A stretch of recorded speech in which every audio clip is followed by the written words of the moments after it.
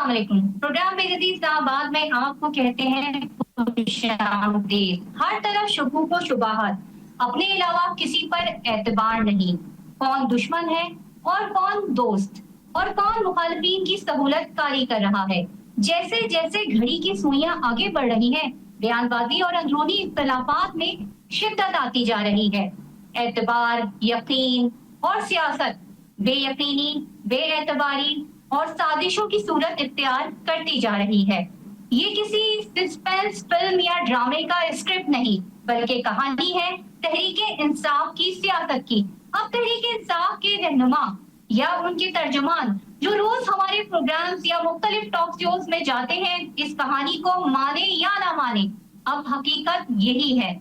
Minus Imran Khan की बातें हर तरफ से हो रही थी। अभी अली अमीन गंडापुर और अलीमा खान के इख्तलाफात एक करवट नहीं बैठे थे कि जो जुनैद अकबर और नियाज उल्लाह खान नियाजी की जो है वो इंटरव्यू सामने आ गए। और अब माइनस इमरान खान है, माइनस गंडापुर है, माइनस अलीमा खान है, या कौन जो कंप्रोमाइज भी होते रहे। आप ये बात याद रखने की होती है कि एक फॉर्मूला होता है कि माइनस और माइनस प्लस होता है। इसीलिए कहा जाता है कि दुश्मन का दुश्मन बेहतरीन दोस्त होता है। कौन किसका दुश्मन है और कौन किसका दोस्त है, तहरीके इंसाफ में आजकल कोई इस बात का अंदाजा नहीं लगा सकता। एक इंटरव्यू दिया है नियाज उल्लाह नियाजी ने। ये वो है नियाज उल्लाह नियाजी जिनको तर्जुमान बानी पीटीआई कहा जाता है, और इनका नोटिफिकेशन 4 मार्च 2025 को सेक्रेटरी तहरीके इंसाफ सलमान अकरम राजा ने खुद निकाला था, जिसमें ये कहा गया था कि अब जो भी बात होगी जेल के अंदर, ये बानी पीटीआई के तर्जुमान है और ये वो इस बात को लोगों के इस बात को जो है उनकी लीगल टीम और सियासी टीम को आकर बताएंगे। कल भी जो मुलाकात हुई है, एक उसमें नोटिफिकेशन इस वक्त स्क्रीन पे चल रहा होगा जिसमें उनका नाम जो है वो लिखा हुआ है, मगर उनके कंट्रोवर्शियल बयानात और उनके इंटरव्यूज वाकई जो है वो एक इंकशाफात की सूरत इख्तियार कर गए हैं, जिसमें वो क्या कह रहे हैं आइए सुनते हैं। उसमें हमारे कई लोग थे जो कंप्रोमाइज भी होते रहे। आप इसको कह सकते हैं wrong decision of the leadership,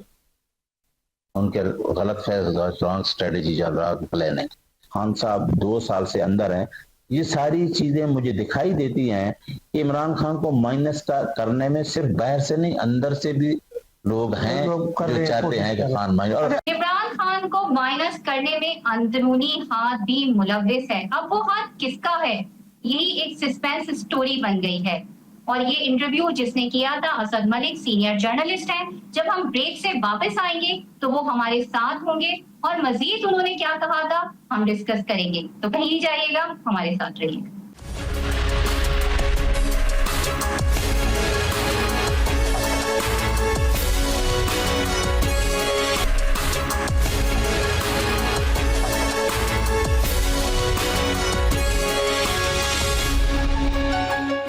welcome back. और जैसे ब्रेक से पहले मैंने कहा था कि हमारे सामने हमारे साथ मौजूद होंगे नियाज उल्लाह खान नियाजी का इंटरव्यू करने वाले सीनियर सहाफी असद मलिक। असद, आपको प्रोग्राम में वेलकम करते हैं। और हमने ये देखा कि आपने सोशल मीडिया पर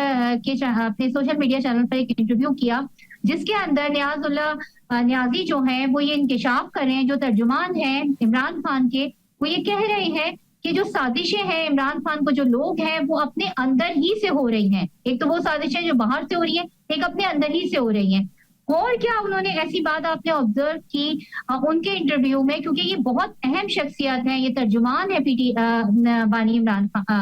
बानी पीटीआई के।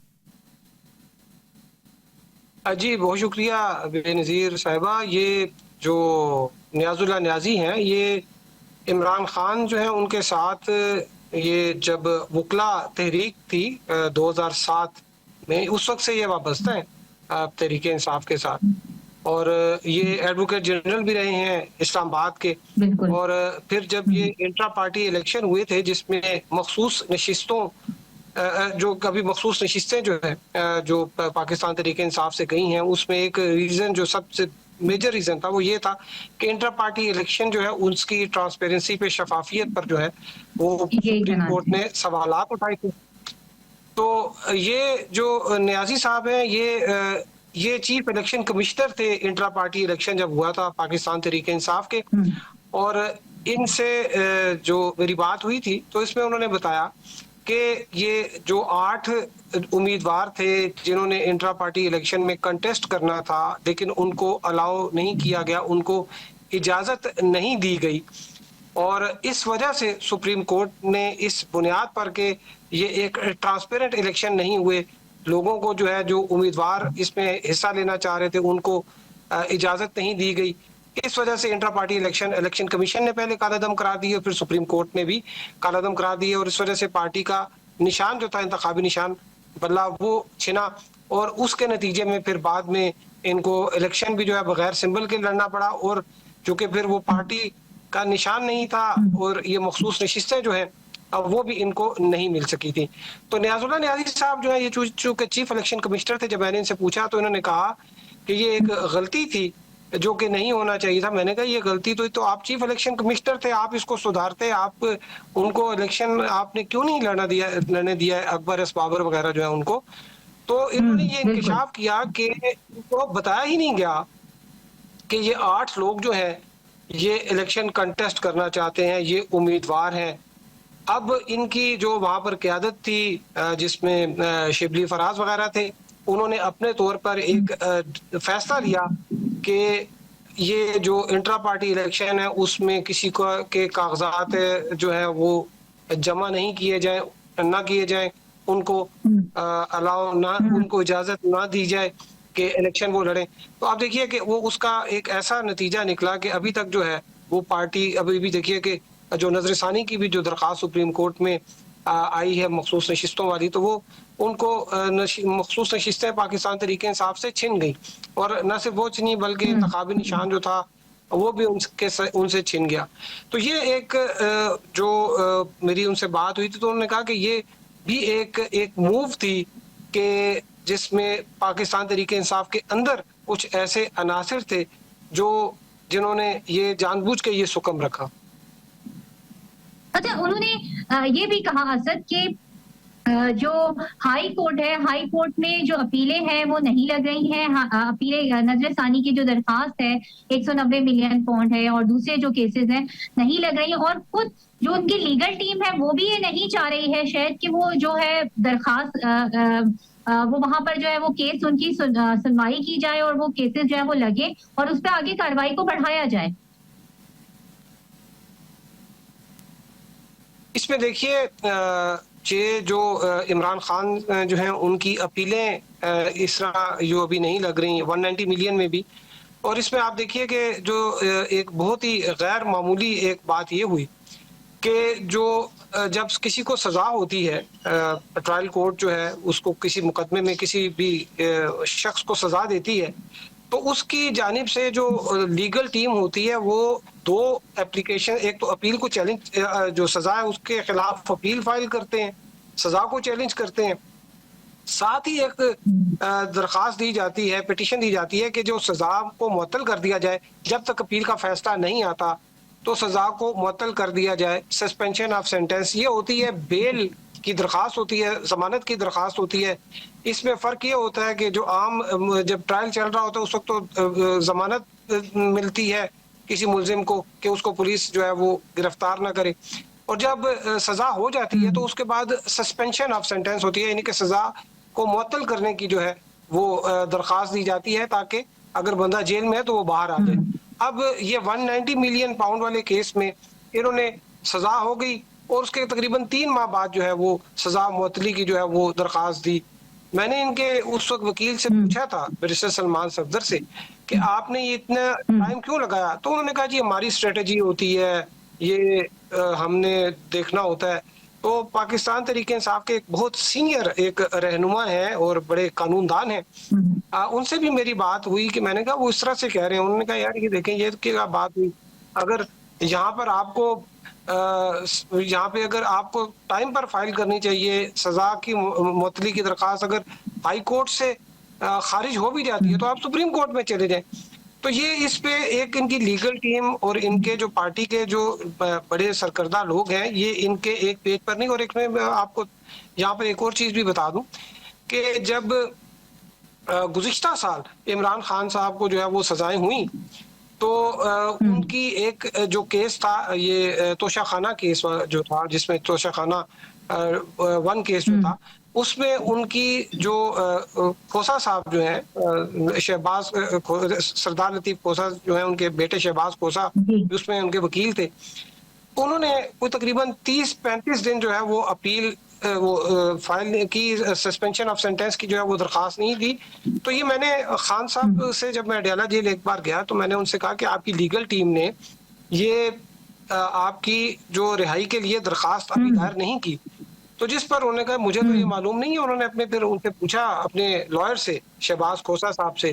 कि जी ये आपने क्यों नहीं दायर की? तो उन्होंने कहा जी कि वो उसके ऊपर कोई ऑब्जेक्शन लग गए थे। तो मैं उस वक्त मैंने कहा ऑब्जेक्शन जो है वो तो, क्योंकि आप भी कोर्ट रिपोर्टिंग करती रही हैं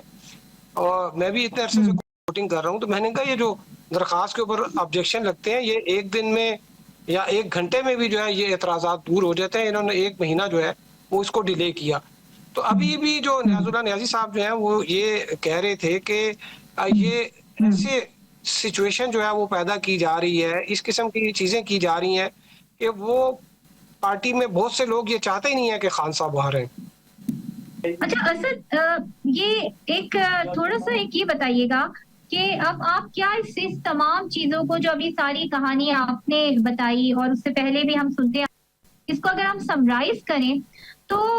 अब क्या आपको लग रहा है कि जैसे हम तो ये कह रहे थे कि सियासी जो टीम है वो इतनी लाइट नहीं है, वो इतने पॉलिटिकल डिसीजन उस तरीके से नहीं ले रही है, लेकिन लीगल टीम को तो कहा जाता था कि ये क्रीम है पूरे इस्लामाबाद की या पूरे पाकिस्तान की, जो कि तहरीक इंसाफ के पास है। अब लीगल टीम के साथ भी जो है वो मसले मसाइल स्टार्ट हो गए, और जैसे कि आपने जो बात आप बता रहे हैं तो उसके मुताबिक तो ये है कि खुद लीगल टीम की बहुत बड़ी नालायकियां हैं ये कि जो सामने आई हैं, जिसकी वजह से मखसूस नशिस्तें गई, जिसकी वजह से और सारी पेचीदगियां पैदा हो रही हैं। अब देखिए बेनज़ीर साहब, आप इसमें देखिए कि जो लीगल टीम है, खान साहब के खिलाफ जब उनकी हुकूमत गई, उनके ऊपर मुकदमात बनने शुरू हुए और पकड़ दकड़ शुरू हुई, तो खान साहब ने वकला जो है उनको अपने करीब कर लिया, और जो उनके लीगल टीम थी, आप देखिए कि उन्होंने जो पार्टी टिकट्स जो है वो भी वकला को दिए, और बड़े बड़े वकला जो है वो उनके इर्द गिर्द थे। देखें, सलमान अकरम राजा साहब हैं, बैरिस्टर गौहर हैं, बैरिस्टर सैयद अली जफर हैं, लतीफ़ कोसा साहब हैं, डॉक्टर बाबर अवान भी एक बहुत बड़े वकील हैं, और इनके अलावा भी जो है वो काफ़ी बड़े बड़े नाम हैं उनके साथ। तो वो तो उन्होंने इसमें दिया कि ये लोग मेरा जो है वो केस भी लड़ेंगे और मुझे लीगल बैकिंग देंगे। लेकिन अब यहाँ पर सूरत हाल इस तरह से है कि इनकी जो लीगल टीम है वो ही आपस में एक दूसरे की लेग पुलिंग कर रही है। अब इसमें मैं आपको बहुत बड़ी अफसोसनाक बात है, ये भी बताऊं कि देखिए कि गुजरावाला में जो है 9 मई के जो कॉन्विक्ट से सजाएं हुई, वो तकरीबन आज मेरा ख्याल में 1.5 महीना हो गया है, पता नहीं 50 के 52 जो लोग हैं उनको सजाएं हुई थी। अभी तक उनमें से किसी एक की भी अपील दायर नहीं की जा सकी। गुजरावाला में 52 जो है वो तरीके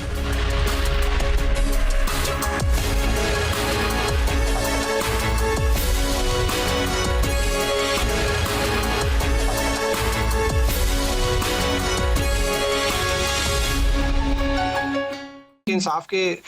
जो वर्कर्स थे उनको सजाएं हुई 9 मई के उसमें केसेस में, मुकदमात में, लेकिन अभी तक उनकी जो है वो किसी ने बेल भी जो है वो मूव नहीं की। उसमें बहुत से गरीब लोग भी थे, वो तो बेचारे इस चक्कर में आ गए थे कि जी हमको इनकलाब लाने जा रहे हैं। उस वक्त जो उनके साथ जो पार्टी लीडरशिप थी वो उनके साथ खड़े हो गए, लेकिन अब वहां पर जो है वो कोई नहीं जा रहा। और अब देखें कि इमरान खान जो है उनको कोई रिलीफ भी नहीं मिल रहा, तो एक आम आदमी जो है वो जो आम पाकिस्तान तहरीक इंसाफ का वर्कर है उस बेचारे को तो बिल्कुल ही जो है वो एक नजरअंदाज कर दिया गया है। तो ये जो सारे तनाजर में जो चीजें आपको भी नजर आ रही होंगी, तो इसमें तो ये लगता यही है कि ये बहुत जल्दी जो है एक बहुत बड़ा जो है वो ब्लास्ट होगा पाकिस्तान तहरीक इंसाफ के अंदर। जिस तरह से यहाँ पर गुज़िश्ता रोज भी ये जब अभी वोट दिए इस्लामाबाद हाई कोर्ट के चीफ जस्टिस के ओहदे के लिए, जो नाम थे 3 नाम थे, तो पाकिस्तान तहरीक इंसाफ के जो लोग थे, जो वकला थे यहाँ पर, वो ये एक्सपेक्ट कर रहे थे कि जस्टिस मोहसिन अख्तर कियानी को वोट दिया जाएगा, लेकिन वोट दिए तो जो दो अरकान थे पाकिस्तान के, जी देखें ये पहचाने, हालांकि बैरिस्टर गौहर जो है वो पार्टी के चेयरमैन है, लेकिन उनका ये जो फैसला हुआ कि बैरिस्टर के जस्टिस मियां गुल हसन औरंगजेब को वोट देने का, उसको पसंद नहीं किया गया। तो ये जो नियाजी साहब जो है उनका भी जो ये था कि अब बात जो उन्होंने एक और भी की कि माइनस इमरान खान की जो है वो बातें जो चल रही हैं, ये उन्होंने इसकी तस्दीक की कि वाकई इस किस्म की बातें चल रही हैं, और उन्होंने ये भी कहा कि माइनस इमरान खान जो है वो ये जो कंसेप्ट है या जो एक तस्वर है या एक जो फैक्ट है, इसमें पार्टी के जो है इनसाइडर है वो भी शामिल है, पार्टी के अपने लोग भी शामिल हैं। ये सिर्फ एस्टैब्लिशमेंट या हुकूमत ही नहीं है कि जो कह रही है कि जी इमरान खान की पार्टी के अंदर जो उनके इस वक्त बड़े बड़े ओहदों पर बैठे हुए हैं। और इसमें एक और भी जो चीज है कि जो अभी जो मुझे पता चला कि अभी ये जो पार्टी टिकट के हवाले से भी जो बातें चल रही हैं, उसमें भी कहा जा रहा है कि 70-80 करोड़ रुपया जो है वो टिकट्स में जो है, पार्टी के टिकट्स जो दिए गए हैं उसमें वो लिए गए हैं। अब इस पे भी जो है वो शायद इंक्वायरी चल रही है या होनी है, ये भी शायद आइंदा कुछ दिनों में इसका भी जो है वो पता चल जाएगा। अच्छा दीनस जी, आप बड़ी आपकी एक बड़ी गहरी नजर है पीटीआई के मामला पे, खास तौर पे इनकी लीगल टीम पर। अभी आपने जैसे बात की कुछ पार्टी के अंदर के लोग मौजूद हैं, तो मैं आपसे एक डायरेक्ट सवाल करती हूँ, अली अमीन गंडापुर को आप तहरीक इंसाफ की सियासत में कहाँ देखते हैं? अच्छा, ये भी बड़ी एक दिलचस्प बात है। ये शायद मैंने, क्योंकि इस पर डॉन अखबार में खबर भी जो एक दी थी और उनसे मैंने बात भी की थी जब न्याजी साहब से, तो ये शायद इशू एक रह गया था। लेकिन ये न्याजी साहब ने ये भी बात एक ऑन रिकॉर्ड की थी कि इमरान खान जो है वो अली अमीन गंडापुर के को उन्होंने ये हदायत दी थी कि खैबर पख्तूनख्वा का जो बजट है वो उनकी मुशावरत से के बाद जो है, उनसे मशवरा करने के बाद, उनसे मीटिंग करने के बाद उसकी मंजूरी दी जाए। और लेकिन हुआ ये कि अली अमीन गंडापुर जो है उन्होंने एक दरख्वास्त दी कि जी मैं इमरान खान साहब से मिलना चाहता हूँ। वो दरख्वास्त जो ट्रायल कोर्ट थी उसने नहीं मानी, तो उनको चाहिए था कि वो हाई कोर्ट में जाते, वो सुप्रीम कोर्ट में जाते, लेकिन वो नहीं गए और उन्होंने वो जो है बजट की मंजूरी दे दी। तो इस पे जो हमें पता चला कि खान साहब इस पर खुश नहीं है कि उनकी मशावरत के बगैर बजट जो है खैबर पख्तूनख्वा का एक वाइज सूबा जहां पर पाकिस्तान तहरीक इंसाफ की हुकूमत है, और ये तीसरी टर्म है कि वहां पर पाकिस्तान तहरीक इंसाफ की हुकूमत है, वहां का बजट खान साहब से की मीटिंग के बगैर ही, उनकी मशावरत के बगैर ही बाला ही वो मंजूर कर लिया गया। अच्छा, अब ये मंजूर कर लिया गया, लेकिन अब मखसूस नशिस्तों के बाद हम ये भी देख रहे हैं कि खैबर पख्तूनख्वा असेंबली में जो बातें हो रही हैं कि खैबर पख्तूनख्वा असेंबली में जो 35 इंडिपेंडेंट अरकान हैं, अब उनको बहुत अहमियत हासिल हो गई है कि अगर वो कुल जो उनके पास 93 सीट्स हैं जिसकी वजह से असेंबली में उनकी जो हुकूमत कायम है, अब ये 35 अरकान जो है इंडिपेंडेंट जो है वो 35 अरकान है, और अगर इनके पास ये अगर कहीं इधर बिधर होते हैं या अली अमीन गंडापुर इनको जोड़ने में नाकाम होते हैं, जो कि एक अली अमीन गंडापुर के खिलाफ पूरा एक ग्रुप मौजूद है एमपीएस का भी और एमएनएस का भी, अगर वो कहीं पर इधर उधर शेक करते तो आपको लगता है कि कोई फॉरवर्ड ब्लॉक बनेगा या केपीके की गवर्नमेंट जो है वो तहरीक अदम एतमाद आ जाएगी? देखिए, फॉरवर्ड ब्लॉक की तो काफी अरसे से बात सुन रहे हैं कि कोई फॉरवर्ड ब्लॉक जो है वो बनने जा रहा है और वहां पर तहरीक इंसाफ की जो है, लेकिन आप देखिए कि जैसे मैंने आपको बताया कि गंडापुर साहब जो हैं उन्होंने बजट खान साहब की अप्रूवल के बगैर ही मंजूर कर लिया। तो गंडापुर साहब जो है वो कोऑपरेट तो कर रहे हैं कि, और तो इसमें इतनी जल्दी आप देखिए कि अभी कल गुज़िश्ता रोज़ अमीर मकाम जो है उन्होंने कहा कि हम अभी फिलहाल जो है वो तरीके अदम एतमाद नहीं ला रहे। अभी देखिए तकरीबन 1.25 साल हुआ है इनकी हुकूमत को बने हुए, तो अदम एतमाद शायद अभी मेरे ख्याल में कुछ कबल अज़ वक्त होगी। अच्छा, तहरीक अदम एतमाद तो अभी कबलस वक्त है, लेकिन अभी हम ये देख रहे हैं कि पीटीआई की सियासत में अंदरूनी इख्तलाफात, अभी हम ये अंदरूनी इख्तलाफात ही की बात कर रहे थे, अब तो आपने लीगल टीम की, तो आपने एक एक चीज जो है वो हमें खोल के बड़ी अच्छी तरीके से आपने उसका एक्सप्लेन कर दिया कि कहाँ कहाँ किसकी कौन कौन सी कमजोरियां थी, और किसने क्या क्या बयानात दिए। लेकिन आप उनकी जो सियासी टीम है कि जो हमें ये नजर आती है कि सिर्फ ये कहती हुई नजर आती है कि अब दमादम मस्त कलंदर होगा, अब एहतजाज होगा, और जब वो एहतजाज होता है तो खुद जो मेन उनकी लीडरशिप होती है उस एहतजाज से गायब होती है, और जो धक्के, गोलियां और तशद्दुद, इसके लिए जो है वो पुलिस के आगे कर दिया जाता है वर्कर को। तो आप उनकी पॉलिटिकल टीम को कैसे देखें, क्योंकि पॉलिटिकल डिसीजन पे कोई बहुत ज्यादा अकलमंदाना नजर नहीं आ रहे पीटीआई के। देखिए ये पॉलिटिकल टीम की, जैसे मैंने आपको गुजरांवाला की बात की कि वहां पर एटीसी ने 52 तहरीके इंसाफ के वर्कर्स जो हैं उनको सजाएं सुनाई, तो ये तो काम सियासी लीडरशिप का था कि वहां पर अपनी जो लोकल आईएलएफ के जो लोग थे उनके जरिए कम से कम उनकी अपीलें ही फाइल करते थे। उन्होंने अपीलें भी फाइल नहीं की। अच्छा, यहाँ पर भी जो है वो सजाएं हुई थी तकरीबन 8-9 लोगों को, जिनमें कैमने भी थे उनके, अब्दुल लतीफ।